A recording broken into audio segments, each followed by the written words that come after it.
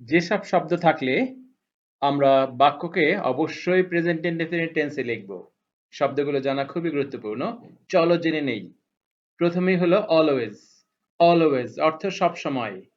যেমন he always speaks the truth, সে সব সময় সত্য কথা বলে। অলওয়েজ শব্দটি থাকলে আমরা সে বাক্যটিকে অবশ্যই প্রেজেন্ট ইনডেফিনিটে লিখব। তার মানে সাবজেক্টের পরে ভার্বের প্রেজেন্ট ফর্ম বসবে। সাবজেক্ট হি, শি, ইট অথবা কারো নাম হলে ভার্বের সাথে এস বা ইয়েস হবে। দ্বিতীয় শব্দ হলো ইউজুয়ালি। ইউজুয়ালি সাধারণত। বাক্য হলো she usually gets up early. she usually সে সাধারণত gets up early সকালে ওঠে। ইউজুয়ালি থাকলে বাক্যটিকে অবশ্যই প্রেজেন্ট ইনডেফিনিট লিখতে হবে। সাবজেক্টের পরে ভার্বের প্রেজেন্ট ফর্ম বসবে। হি, শি বা কারো নাম হলে ভার্বের সাথে এস, ইএস হবে। এরপরের শব্দটি হলো অফেন। অফেন। অফেন অর্থ হলো প্রায়। যে কাজ মানুষ প্রায় করে সে কাজটিকে প্রেজেন্ট ইনডেফিনিট টেন্সে লিখতে হবে। I often visit my friend. I often visit my friend. আমি প্রায়ই আমার বন্ধুর সাথে দেখা করি। অফেন থাকার কারণে বাক্যটি নির্দ্বিধায় প্রেজেন্ট ইনডেফিনিট টেন্সে লিখতে হচ্ছে। sometimes, sometimes মাঝে মাঝে। এই শব্দটি থাকলেও বাক্যটি প্রেজেন্ট ইনডেফিনিট টেন্সে লিখবো আমরা। They sometimes play cricket. তারা মাঝে মাঝে ক্রিকেট খেলে। sometimes থাকলেও বাক্যটি অবশ্যই প্রেজেন্ট ইনডেফিনিট টেন্সে লিখতে হবে। every day, every day প্রতিদিন। we go to school every day, আমরা প্রতিদিন স্কুলে যাই। regularly নিয়মিতভাবে। he exercises regularly. he exercises regularly সে প্রতিদিন বা নিয়মিত এক্সারসাইজ করে। নেভার কখনো না। নেভার কখনো না। I never tell a lie. আমি কখনো মিথ্যা বলি না। তাহলে শব্দগুলো খেয়াল করো আবার। অলওয়েজ সবসময়, ইউজুয়ালি সাধারণত, অফেন প্রায়, সামটাইমস মাঝে মাঝে, এভরিডে প্রতিদিন, রেগুলারলি নিয়মিতভাবে, নেভার কখনো না। এই ৭টি শব্দ মনে রাখো। এই শব্দগুলো দিয়ে যখনই বাক্য আসবে সে বাক্যের ভার্বটাকে অবশ্যই প্রেজেন্ট ফর্মে বসিয়ে দাও এবং সাবজেক্ট যদি থার্ড পারসন সিঙ্গুলার হয়, তুমি আমি ছাড়া একজন হয়, তাহলে ভার্বের সাথে এস বা ইয়েস বসিয়ে দাও। তাহলেই নির্দ্বিধায় বাক্যটি সঠিক হয়ে গেল। এবার চলো প্রেজেন্ট কন্টিনিউয়াস টেন্স চেনার জন্য কিছু শব্দ শিখে নেই, যে শব্দগুলো পেলে অবশ্যই বাক্যটিকে প্রেজেন্ট কন্টিনিউয়াস টেন্স করবে। প্রথমে হলো নাও, এখন। she is studying now. সে এখন পড়ছে। দেখো নাও থাকার কারণে প্রেজেন্ট কন্টিনিউয়াস করেছি। অ্যামিজার আছে, আইএনজি আছে। রাইট নাও ঠিক এখন। রাইট নাও ঠিক এখন। they are playing right now. they are playing right now. তারা ঠিক এখন খেলছে। তারা এখন খেলছে। তাহলে কন্টিনিউয়াস হয়েছে, আর আছে, আইএনজি আছে। at the moment এই মুহূর্তে। I'm working at the moment. আমি এই মুহূর্তে কাজ করছি। at the moment থাকার কারণে কন্টিনিউয়াস হয়েছে, am আছে, আইএনজি আছে। currently বর্তমানে। currently বর্তমানে। he is currently living in Dhaka. সে বর্তমানে ঢাকায় বাস করছে, ঢাকায় থাকছে।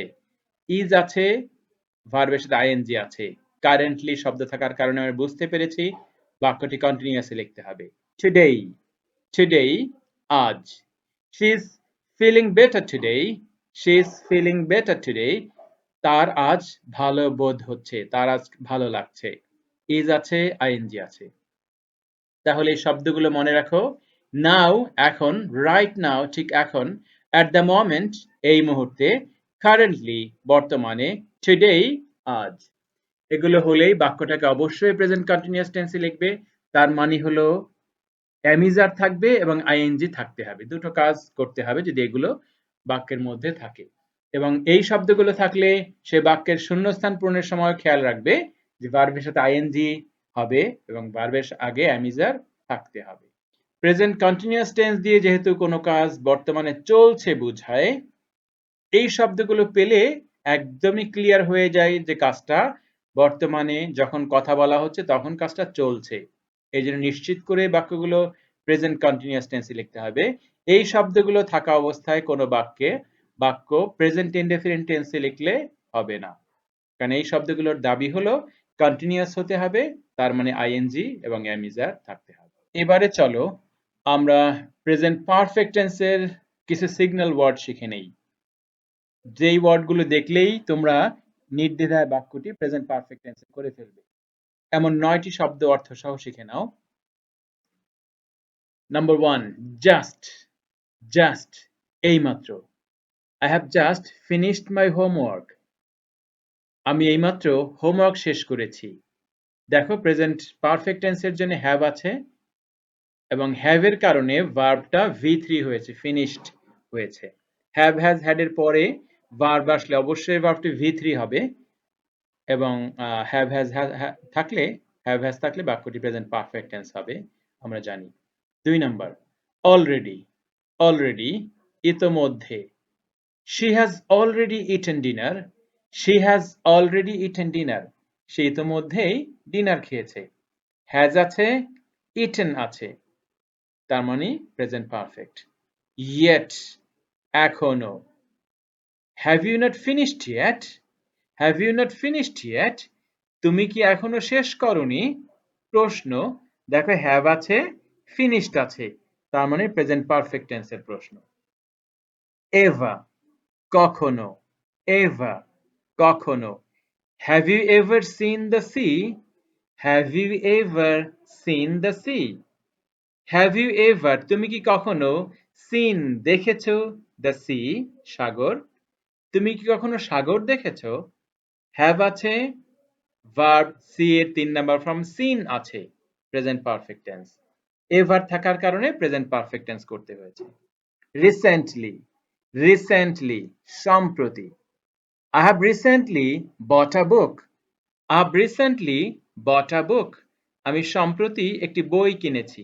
Have আছে এবং by ভার্বের 3 নাম্বার ফর্ম bought আছে। I have recently bought a book. আমি সম্প্রতি একটি বই কিনেছি। lately, ইদানিং। He has been very busy lately. He has been very busy lately.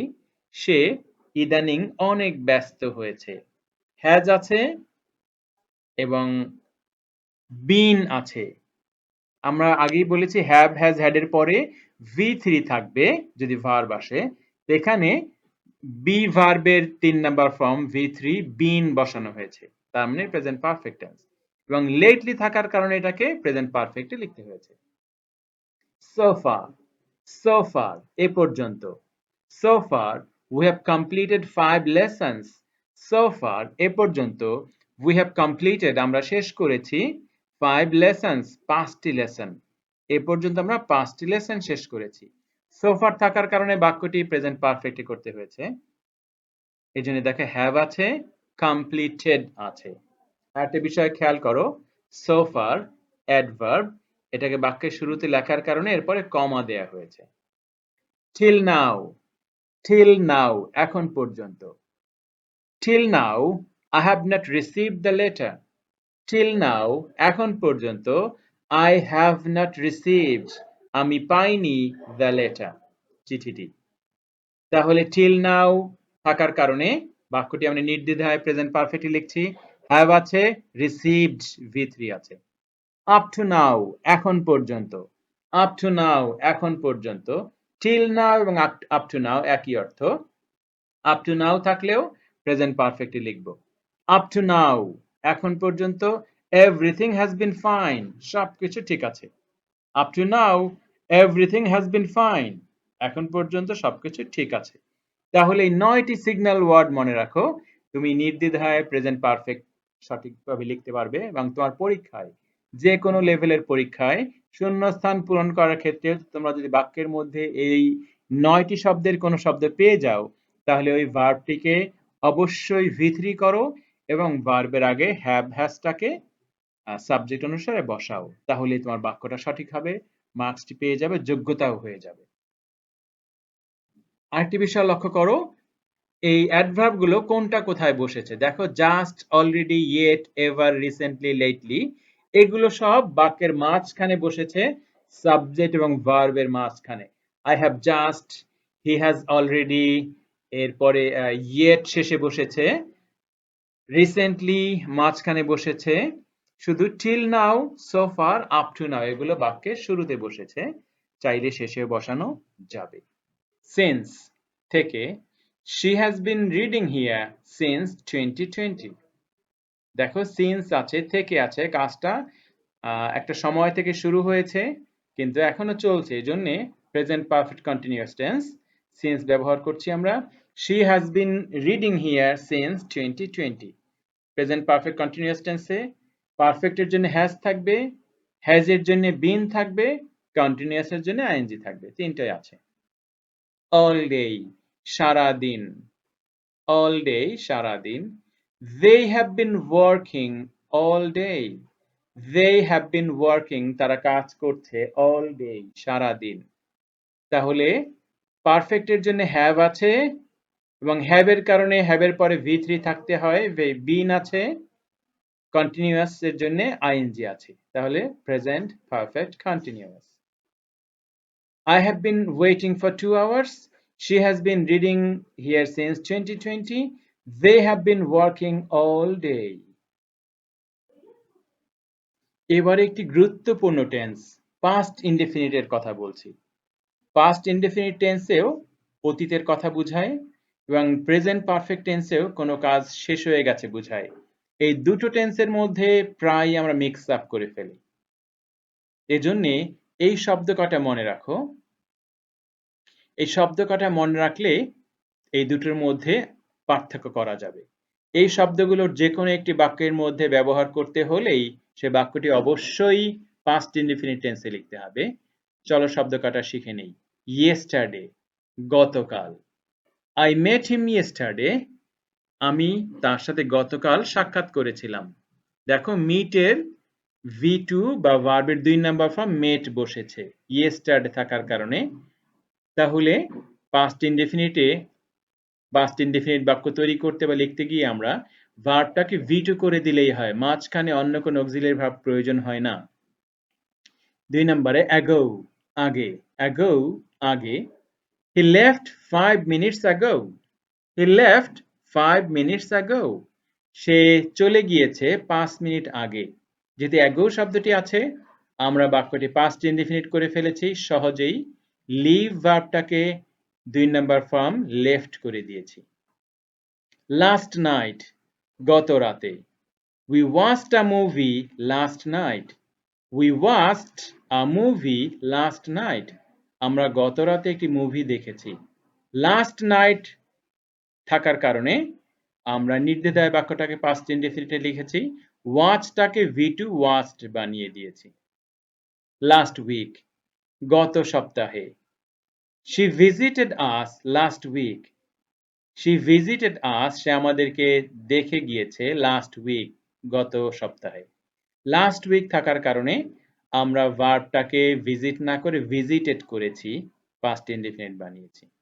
Last year, গত বছর। I traveled to Dhaka last year. আমি গত বছর ঢাকা ভ্রমণ করেছিলাম। লাস্ট ইয়ার থাকার কারণে আমরা ভার্বটাকে V2 করেছি, তার মানে পাস্ট ইনডেফিনিট, ট্রাভেলড। তাহলে যে কোনো শব্দের সাথে লাস্ট শব্দটি থাকলেই সময় বুঝালেই আমরা সেটা পাস্ট ইনডেফিনিটে করব।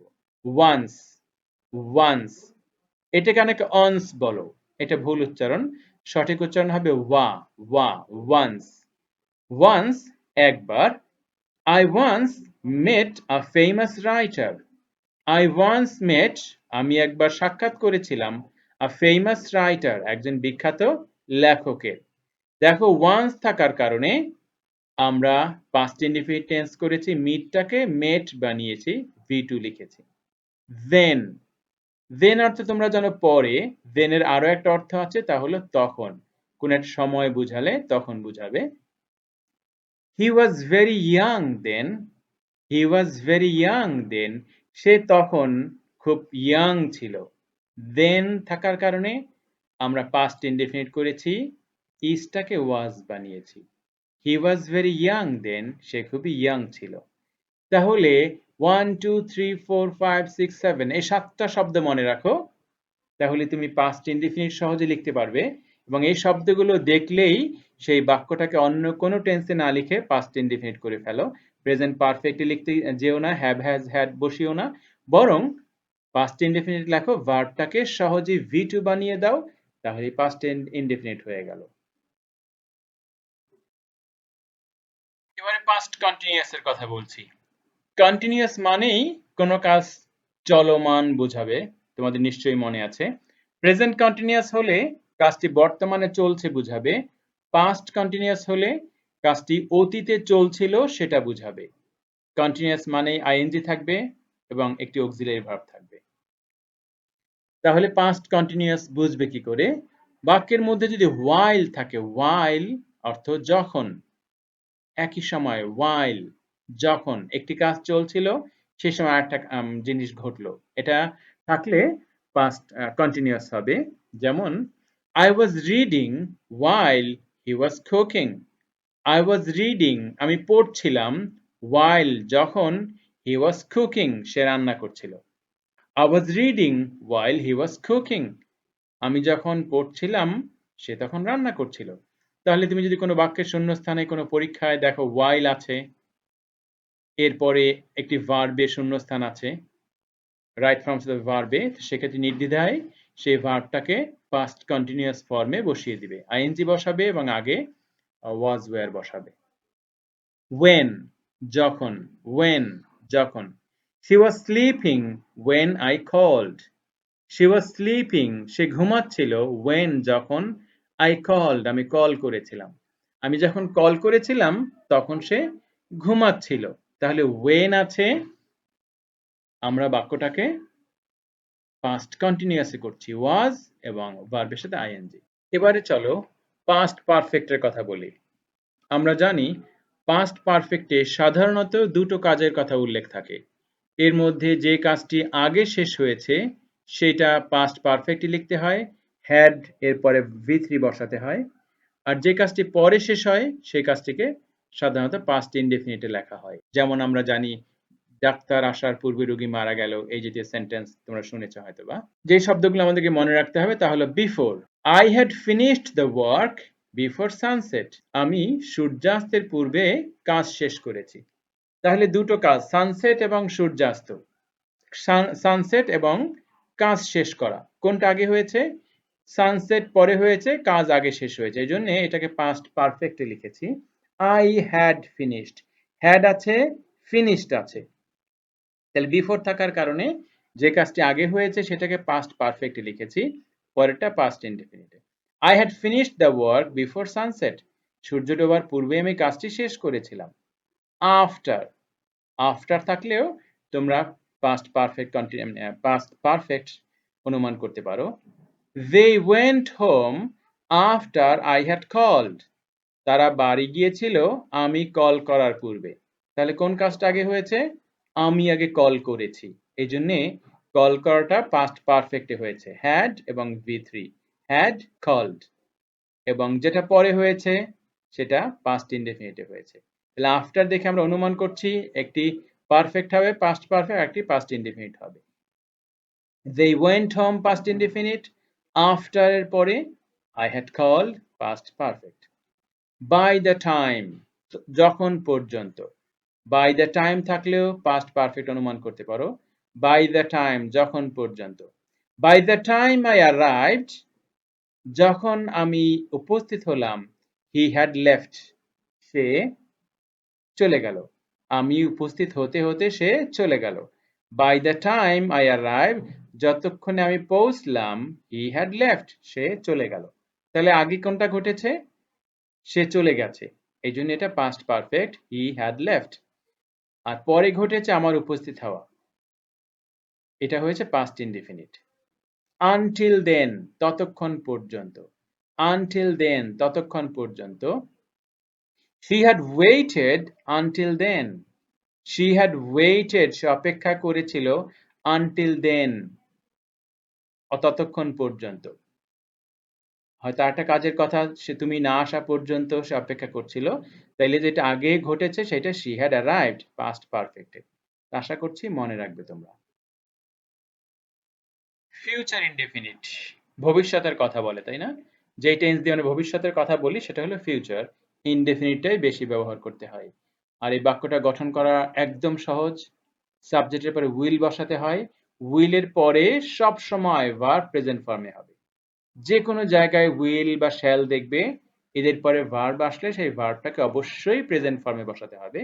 তাহলে ফিউচার মানেই হলো উইল, উইলের পরে প্রেজেন্ট ফর্ম। কিভাবে চিনবে কখন ফিউচারে লিখতে হবে? কিছু শব্দ শিখে নাও। টুমরো, আগামীকাল। টুমরো দেখলেই সে বাক্যটা ফিউচারে লিখবে। যেমন I will visit you tomorrow. I will visit you tomorrow. আমি আগামীকাল তোমার সাক্ষাৎ করব। will আছে।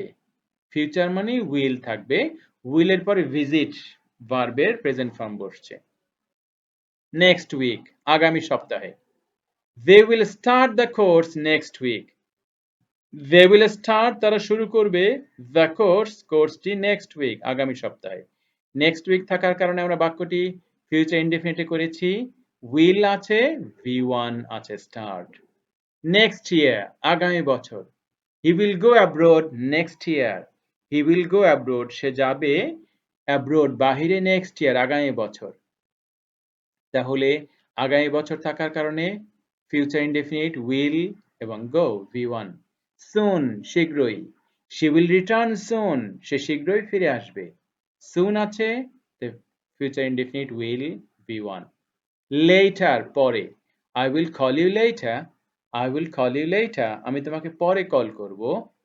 later আছে, পরে এজন্য will এবং V1। in future ভবিষ্যতে। People will use more technology in future. People will use মানুষ ব্যবহার করবে more technology আরো প্রযুক্তি in future ভবিষ্যতে। তাহলে দেখো in future আছে, এই জন্যে প্রেজেন্ট ফিউচার ইনডেফিনিট করছি আমরা, will বসিয়েছি এবং V1 বসিয়েছি। একদম সহজ। বাক্যগুলো আবার শব্দগুলো আবার বলে নিচ্ছি। টুমরো আগামীকাল, নেক্সট উইক আগামী সপ্তাহে, নেক্সট ইয়ার আগামী বছর, সুন শীঘ্রই, লেটার পরে, in future. Future continuous tense গুরুত্বপূর্ণ একটি টেন্স। ভবিষ্যতে নির্দিষ্ট সময়ে কোনো কাজ চলতে থাকবে সেটা বোঝানো হবে। এবং বাক্যে আমরা উইল ব্যবহার করব, উইলের পরে V1 হিসেবে বি ব্যবহার করব, কন্টিনিউয়াসের জন্য আইএনজি ব্যবহার করব। যেমন this time tomorrow আগামীকাল এই সময়ে। I will be traveling this time tomorrow আগামীকাল এই সময়ে আমি ভ্রমণ করতে থাকব। অথবা I will be writing at 5 PM tomorrow আগামীকাল 5টার সময় আমি লিখতে থাকব। এবারে ফিউচার পারফেক্ট কন্টিনিউয়াস অতীতে নির্দিষ্ট সময়ের মধ্যে কোনো কাজ শেষ হয়েছে বা হবে সেটা বোঝানোর জন্যই এই টেন্সটি আমরা ব্যবহার করি। একদমই সহজ। ফিউচারের জন্য থাকবে উইল, পারফেক্টের জন্য থাকবে হ্যাভ এবং হ্যাভ এর পরে V3 থাকবে। যেমন প্রথম বাক্যটা দেখো,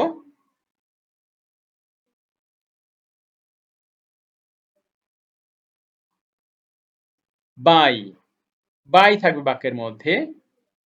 যেমন I will have finished it by 5 PM I will have finished it আমি এটা শেষ করব by 5 PM 5টার মধ্যে। 5টার মধ্যে কাজটা শেষ হয়ে যাবে বোঝানোর জন্য আমরা ফিউচারের জন্য will, পারফেক্টের জন্য have এবং V3 ফিউচার পারফেক্ট। এরপরে by then তখনের মধ্যে।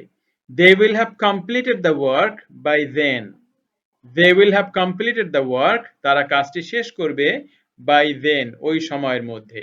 ওই সময়ের মধ্যে এজন্য ফিউচার পারফেক্ট হয়েছে।